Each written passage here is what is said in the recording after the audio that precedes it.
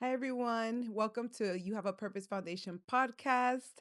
Today, we're here with Celinda Guerra with Houston Area Women's Center, and we're going to learn today about everything they do and all the services they provide to our community. Thank you so much for being here with us. Tell us a little bit about yourself and what do you do there? Yeah, of course. Well, thank you so much for having me, first of all, and for the opportunity to come and talk about our wonderful organization. My name is Celinda Guerra, and I'm the director of Hotline and Crisis Intervention Services for the Houston Area Women's Center, a nonprofit organization that helps support survivors of domestic violence and sexual assault. Houston Area Women's Center, HAWC for sure, has been around for a long time in the Houston community. How long has the organization been around?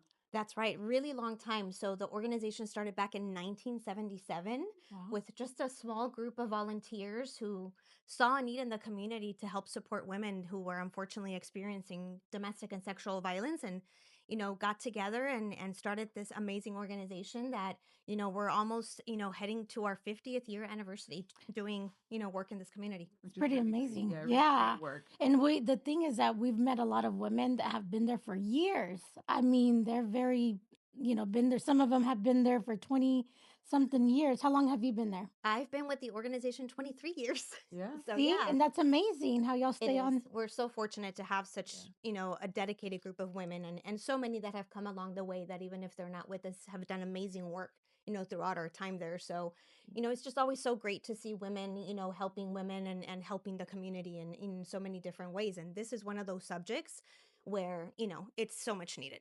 Yes, of course. And so you guys are the organization for, domestic violence survivors and providing services to them. Besides you know, a Hawk, is there any other organizations out there in the community that, have access to, or are you guys the organization? No, absolutely. I mean, this is such a huge problem that we would not be able to do this work alone. I mean, Okay. if it's not because we come together with so many community partners, Hmm. we wouldn't have been able to change so many lives and save so many lives without the support. So there are actually about 14 other Okay. organizations across the region, outside of the Houston area and surrounding areas that Guys help work support together. I survivors. think it's important to know that you all collaborate together. So just in case somebody's listening for not in the Houston area, to know, okay, this is here, but there's also organizations, surrounding areas that can support, and you guys all work together. And then I think the hotline comes into effect with that, right? It does, absolutely. And, one of the things that you mentioned as far as, just the different locations is one of the biggest things, for us as an organization, and I know our partner agencies as well, is accessibility. Yeah. Because one thing is for the services to exist, and then there's the challenge of how do I connect? Yeah. Because we know that transportation can be an issue, the hours of the day can be an issue. I mean, so many different things that come into play. But absolutely, when a survivor has the opportunity to contact our 24-hour crisis hotline, we have an opportunity to talk to them about, what are some of the challenges that are experiencing, the things that are worrying them. So many callers even call not knowing if they're in an abusive relationship or not. So we also do a lot of education, even, Sure. at the hotline level. So, being able to talk to survivors and help them understand the situation that they're in, and most importantly, being able to give them options. Yeah. As an organization, we're never here to judge or tell people what to do, but we want people to be able to make decisions or feel like they have options, that they don't have to stay in a place where it's no longer, safe. So Hmm. they have the opportunity to talk to one of our crisis hotline counselors and explore, just so many different things, and have, that opportunity to vent because sometimes they haven't even told anybody about what's No. happening. Yeah.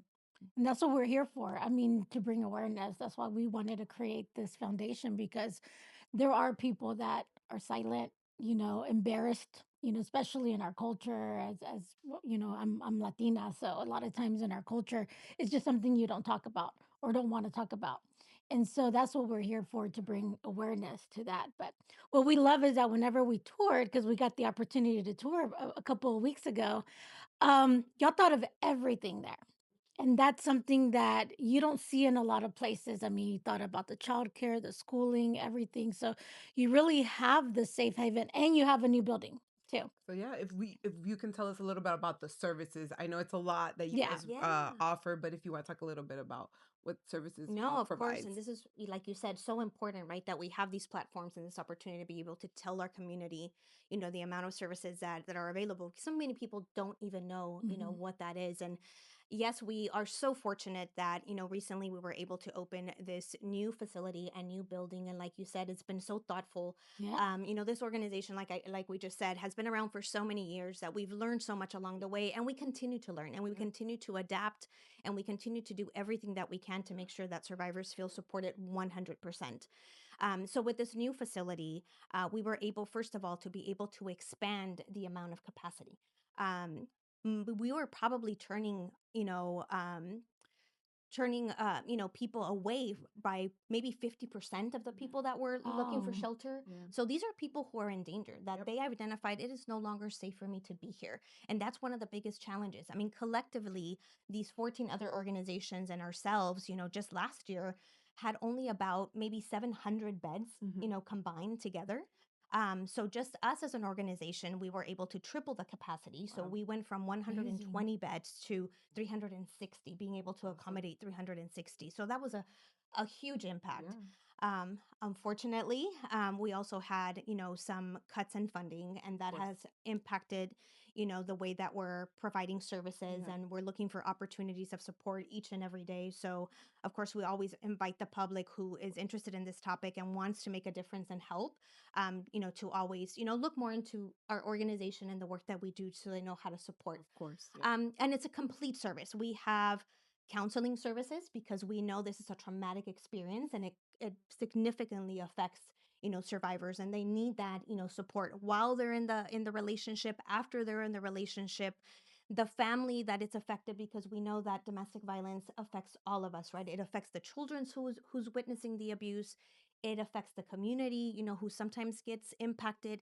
It impacts service providers. Yep. How many times have police officers been, hurt in the line of duty when Yep. responding to a domestic For violence call? sure. So this is a public health issue, Yes. and it affects all of us. So we have the counseling services. We also have legal advocacy support.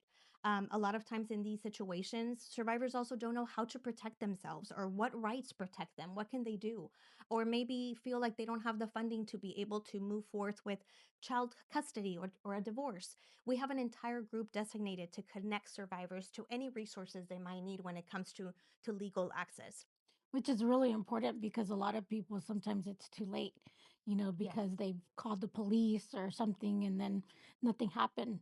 And then absolutely. they're to the point that, Yeah. sometimes it's too late, Yeah. but And then we we're love that you dealing have that. Yeah, and then we're dealing with an additional challenge nowadays that people are afraid to call the Of police, course. right? Yeah. Hmm. So being able to, work with survivors, one of the things that we do at the hotline level is we also generate safety plans. Yep. So if calling authorities is not going to be an option given the climate that we're living right now, it's being able to, at least tip survivors on how to protect Hmm. themselves, Yep. while they're home. And I think it's important to know and to, educate a lot of people for them to know that the most dangerous time for a survivor is when they're trying to leave. Oh my goodness, And yes. so that Yes. is one of the most dangerous times. And so maybe, letting people know the safety plan is what you guys do to be able to help them, because a lot of times, the community, family, they always say, well, why didn't you just leave? Right. Mm. And they are not aware, statistics show that it is the most dangerous time. And that's when a lot of things happen. Absolutely. And so important that you mentioned that, because that's one of the biggest, things at the hotline level when we're responding, or overall across the organization when we're, chatting with the survivor, is when they finally get to that moment. Because a lot of times it takes a lot of Yes. contemplation and thoughtfulness, Yeah. before making that very difficult decision.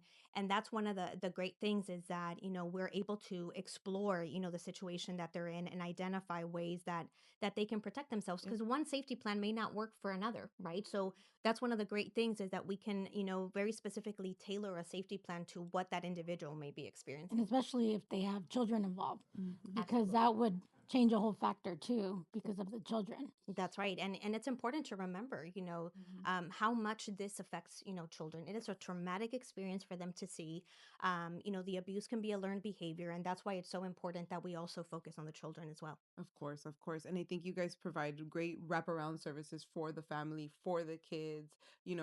As we toured, it was really great to be able to see, the mental health support, the school, everything that as a parent, let's say, would be worried if they were to leave and, what do we do with the kids? Like, all of that. And then, so what other, through the hotline, what do you guys provide? I know it's like a, somewhere for them to contact, and so kind of like what's available when they call.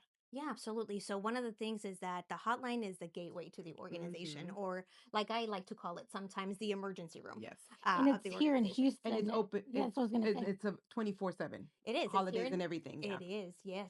So it is here in Houston. It's open 24 hours a day, 7 days a week. Bunch of holidays are coming up, so important to Yes. Yes. mention that even during the holidays, Yes. weather conditions in the city, which we know unfortunately we've had our share of experiences, pandemics, which recently happened, we were able to remain Yes. open through this We entire we time. saw, and just this might be a little bit, I thought it was really great that you even have a room where you can stay if you had to stay over, like a worker had to stay over, it has a shower, it has everything. That's right. Yeah. Yep. Yep, and definitely something that we've done in the past. So now we get to do it in a much more Yeah, comfortable, right? space. So In a yeah, I beautiful mean, space. I mean, it's yeah, we amazing. always commend our leadership just to, because of everything that they thought of. And, of course, the entire staff and organization was able to share their thoughts and what was important, to have in this space. Yep. So once they call, what is kind of like the process that every person, Yeah. because they're nervous to call Mm-hmm. because they think, oh, they're immediately going to call the police or immediately. So how would you give them like that counselor, that calm, to know that you're calling us, we're here to help, not trying to cause any more issues? Yeah. So first of all, one of the things that I want to mention is that they can call anonymously. Yep. When they call, they don't have to call and share their name. We don't have caller ID where we can identify, the call because of confidentiality. We give them that privacy. So when they call, they don't even have to give their name if they don't feel, comfortable. And when they call, one of the things that they can expect is to really have someone who is going to listen to them without judgment. Mm-hmm. One of the things that you mentioned before is people are so quick, to judge and say, well, why don't Yes. they just leave? Yeah. Where there's so many valid reasons why people, don't leave, whether it's economic, whether it's fear, whether it's threats, there's so many valid reasons that they Percent. have. So they can definitely expect to have, an ear that's going to listen to them, without judgment and with, a lot of support. Um, After we explore maybe the experiences that they've had, we identify through a tool that we use, which is a danger assessment tool, Mm-hmm. the level of risk that they might be in. Because that really helps us put into perspective, okay, we need to make sure that before we hang up today, Hmm. we have a very specific plan to ensure that this person stays safe. And like I mentioned before, whether they decide to stay in the relationship or whether they leave, a safety plan, is always important. Always. Yeah. And, once we explore that, then we tailor a safety plan for them. We also explore all the different services that we mentioned before, from, counseling to shelter to legal services to more long term housing support to economic empowerment, which is such an important Yep. piece. And one of the main reasons why people also stay, Mm-hmm. to know that there's also support for that, that there's an entire department designated to help them, Yep. become self sufficient and explore all the support services that they have to help them get back on their feet. So, um, and even at that, anything else that they might mention that we don't offer, Yeah. we make every effort to Of still, course. like you mentioned before, make connections with community partners who do offer those services and make sure that, they are connected, to all of their needs. Yeah. How about a different language? Like if somebody only speaks Spanish or, Chinese or whatever, like do you accommodate for that? Yes, of course. So we are in Houston, so we know, Mm-hmm. of Yeah. course, it doesn't get more diverse than this, and Mm-hmm. it's important that we're well prepared, with all the languages. So automatically on staff, we have someone who speaks English and Spanish 24/7.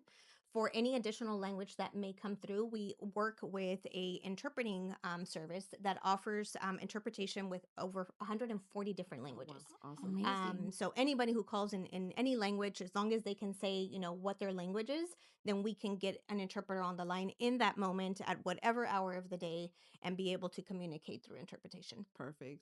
So you mentioned economic empowerment, which is really important. So besides, the mental health, the legal, you also offer economic empowerment and opportunity for survivors, because, like you said, it's probably one of the top reasons they're not able to leave. So what type of economic empowerment services do you provide?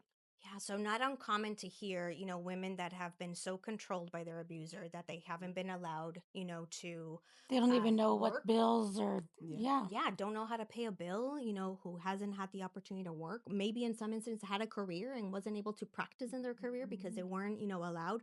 I mean, so many different, scenarios that come into place. And like I said, and one of the main reasons, why survivors, feel like they have to stay.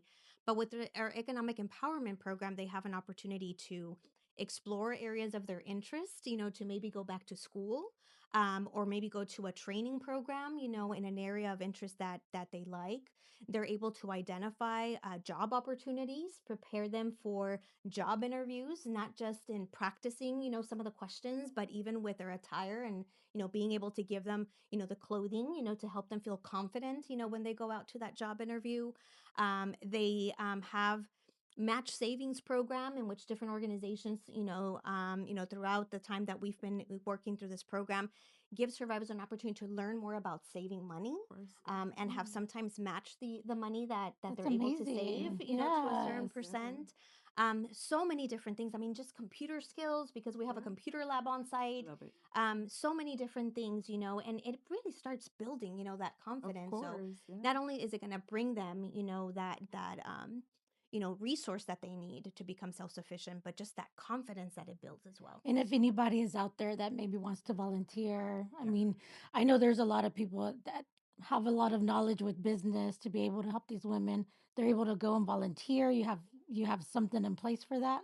Absolutely. I mean, again, can't do this work alone. So we Yeah. always appreciate the expertise that the community has that they want to share with us. So anywhere from legal support, to someone with, financial empowerment, skills. I mean, we even have hairdressers who come out and, take care of the clients or the kids when they go back to school. So they have a fresh haircut and, again, build that confidence for them too. So all expertise and trades, for someone Of who's looking course. for an opportunity, to give back to the community. We're always happy Yeah. to meet and see how we can collaborate. Yeah, and it was really cool to see the salon. There's a food pantry as well, Mhm. and other, opportunities for people to come donate or volunteer.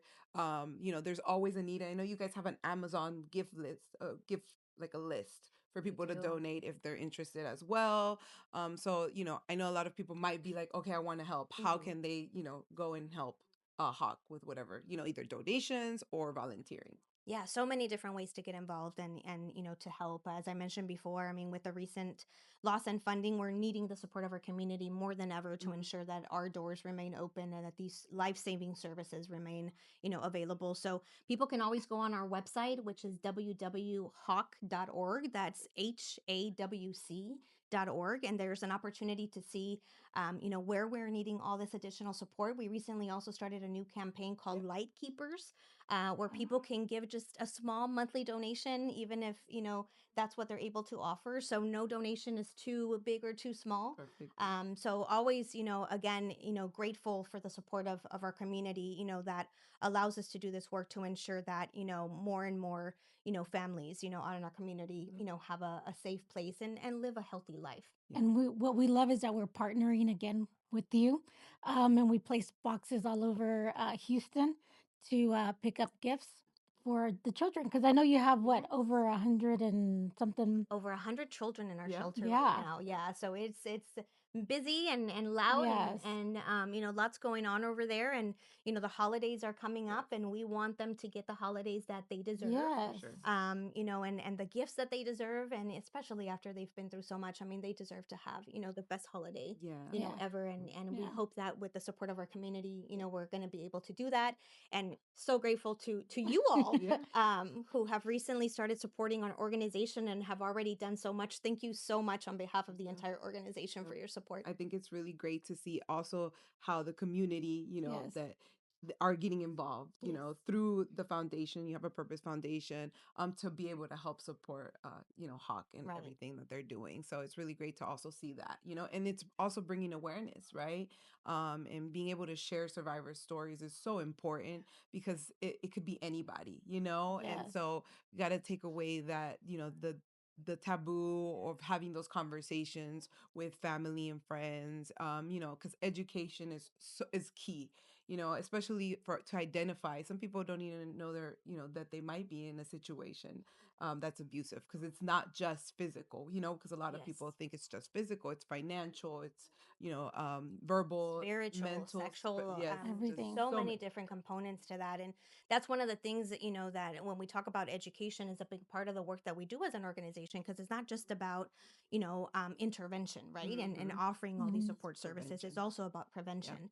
And we try to do that, every day, and always, educate as many people as we can, talking about, the work that we do, and how to understand it. And like you said, it's important to, to recognize it. We have this thing that we call the 3 R's, Mm-hmm. where we talk about, first of all, being able to recognize an abusive, relationship, or what is considered sexual assault. We've Yep. talked a lot about domestic violence, but sexual assault is another major thing that's, affecting, so many, women, men, children, Mm-hmm. and so important, to also talk about, and, being able to recognize what that means, because so many things, come to mind, right, with a younger, because there's also teen dating Yes. violence Mhm. with the younger generations. Oh, well, he's jealous because he loves me.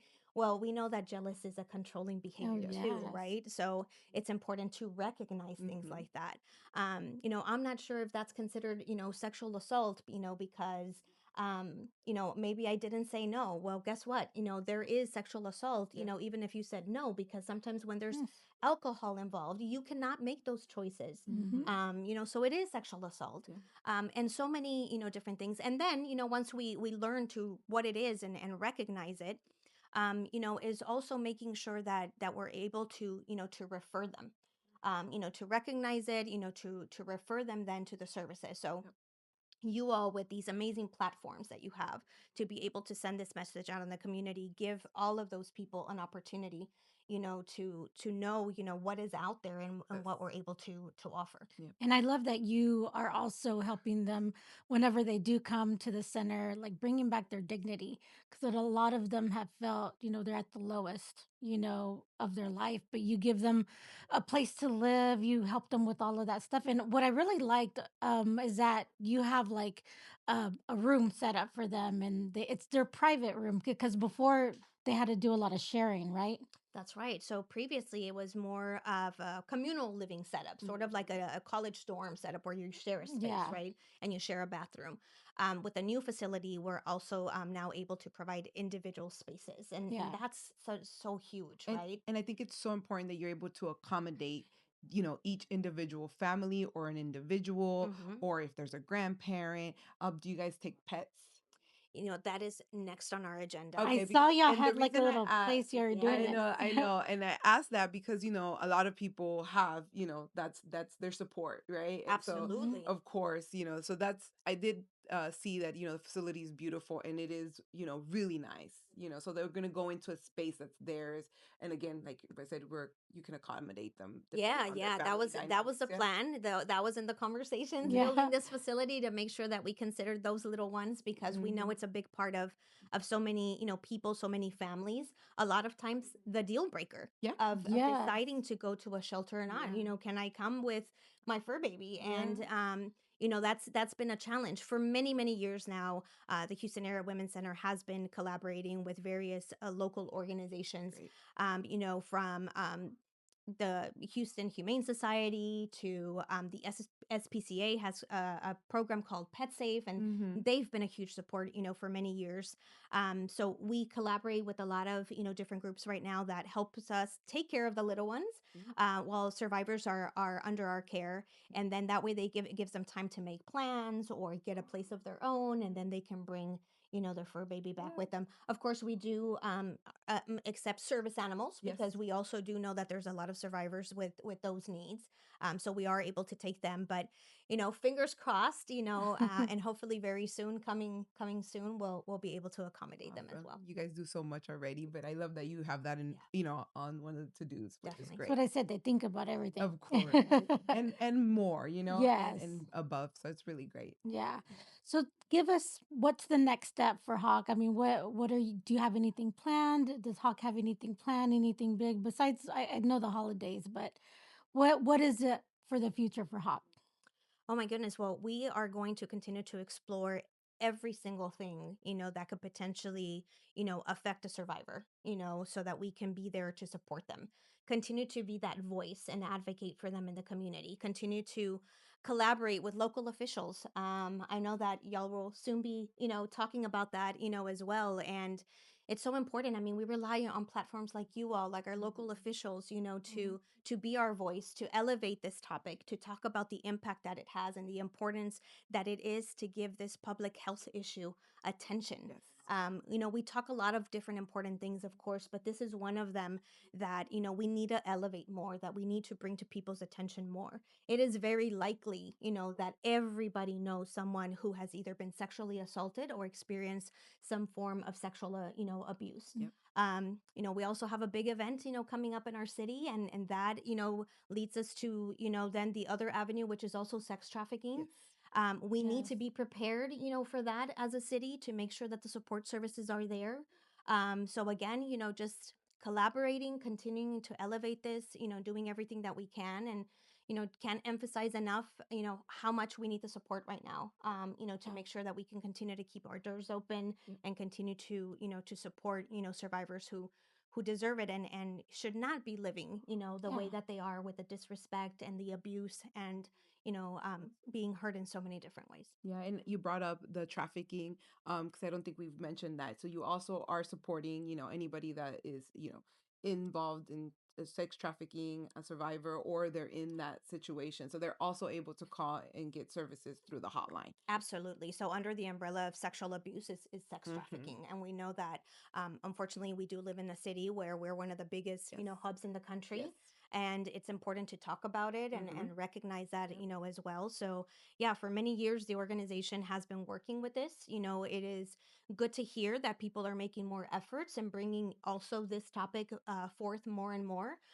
So we will continue, to support that and collaborate that. We're looking for every opportunity that there is right now in the city to collaborate and provide the support that, we're going to be needing with some of these big events Yes. that are coming. Yeah. Yes, and with those big events, more of that arrives to the city. But I think that you guys are thinking, to the future, and you guys are very aware of what needs to be done. So I think, working with, the city elected official organizations to bring awareness and education, it's really important. So yeah. Absolutely, absolutely. Any last words for anybody that is out there that maybe they're wanting to call or, give them a piece of advice or Absolutely. I mean, first of all, we want to, let everybody know that they are not alone, that there is help available. And that whatever's happening, because so many times, we might think that we did something wrong. It is not your fault. No matter what people did, it is not their fault. And we are here, to support them. Again, I want to emphasize that the hotline is open 24 hours a day, 7 days a week. It is completely confidential. People can call with absolutely no name, no identifying information right from the start. We'll let them know if they don't feel comfortable, they don't have to share their name. And then with that, being able to explore that. One of the things that I also wanted to mention is that in recent years, we also now have available chat services. So if someone doesn't even feel comfortable making a phone call, and doesn't want anybody to hear their voice, or, maybe is not ready, to talk about it, yet, chat services has been a game changer for us. Also, is being able to give our community an alternative form of communication, a more discreet form of communication, because sometimes they also can't make phone calls. That was one of the biggest challenges during the pandemic. The abuser was there. It was impossible, Yeah. to make a phone wow. phone call. And now, pandemic, gone, it is still a challenge. Yeah. So they can always reach out to us through chat services. And through our program, one of the other things that we hadn't mentioned yet, but we also have hospital accompaniment. So if at any given point, a survivor unfortunately experiences, any form of domestic violence or sexual abuse, and they're contemplating seeking medical care, we also have a hospital accompaniment program as well, and it's available, 24/7. So you are not alone. We are here to help. We are just a phone call away. We love everything that you're doing. Thank you so much Thank for being with us. you. Thank Thank you. you, Nini. Thank You you. did amazing. Thank Thank you you so both. much, and we hope to have you all again on We the would show. love to. We would Thank you love to. so Thank much. you This for all is the work great. that you're Thank you for doing all. as Yes, well. of Thank you. No, thank you. course. Thank you so much. Bye.